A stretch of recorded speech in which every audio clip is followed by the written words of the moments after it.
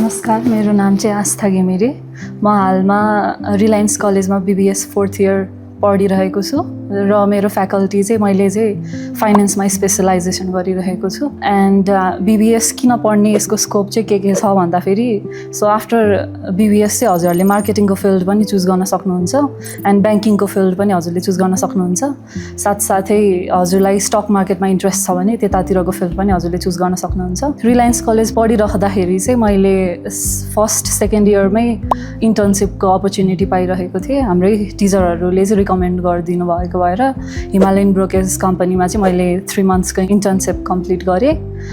After that चाहिँ मैले rural women's network Nepal, Ruwon Nepal भन्ने संस्थामा चाहिँ भोलिन्टियरिङ पहिलेदेखि गरिरहेको थिएँ। एन्ड देन आफ्टर इन्टर्नसिप चाहिँ मलाई अकाउन्टिङतिर इन्ट्रेस्ट भएको भएर मैले अक्सफोर्ड एडभान्स इन्जिनियरिङ कलेज भन्नेमा 1 वर्ष जस्तोको टाइम पिरियडसम्म चाहिँ अकाउन्टिङ एज एन अकाउन्टेन्ट काम गरेँ। त्यहाँनिर पनि मेरो सब्जेक्ट म्याटर जुन हाम्रो एजुकेसन एकाडेमिक पार्टमा छ, अकाउन्टिङदेखि लिएर फाइनेन्सको कुराहरू, त्यो चाहिँ मैले त्यो फिल्डमा गएर इम्प्लिमेन्ट गर्न पाएँ। एन्ड देन हाम्रो जुन OBHRMदेखि लिएर मार्केटिङ सम्बन्धीको सब्जेक्टहरू छन्, जुन थ्योरी सब्जेक्टहरू, त्यसको चाहिँ मैले जुन इन्टर्नसिप गरिरहेको थिएँ त्यसमा चाहिँ मैले कस्टमर सर्भिस डिपार्टमेन्टमा गर्दाखेरि चाहिँ त्यो थ्योरी सब्जेक्टले एकदम मलाई हेल्प गरिरहेको थियो।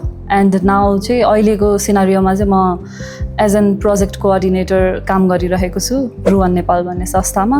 एन्ड त्यहाँनिर पनि मलाई यो थ्योरिटिकल सब्जेक्टहरूले र साथै हाम्रो कलेजले चाहिँ सफ्ट स्किल्सहरूलाई पनि एकदम प्रायोरिटाइज गरेर हरेक इयरमा इच इयरमा चाहिँ हाम्रो 3टा सफ्ट स्किल प्रोग्रामहरू हुन्छ। त्यो सफ्ट स्किल प्रोग्रामले पनि मेरो करियर बुस्ट गर्नको लागि चाहिँ एकदम हेल्प गरिरहेको छ। अब आउँदै गर्नुभएको भाइ बहिनीहरूलाई चाहिँ म रिलायन्स कलेज रिकमेन्ड गर्न चाहन्छु, किन भन्दा हाम्रो यहाँको फ्याकल्टी, टिचर्सहरू र म्यानेजमेन्ट चाहिँ एकदमै राम्रो छ।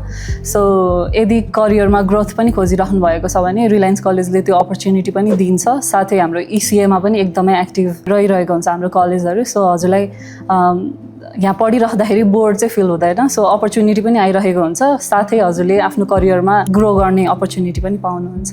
Thank you.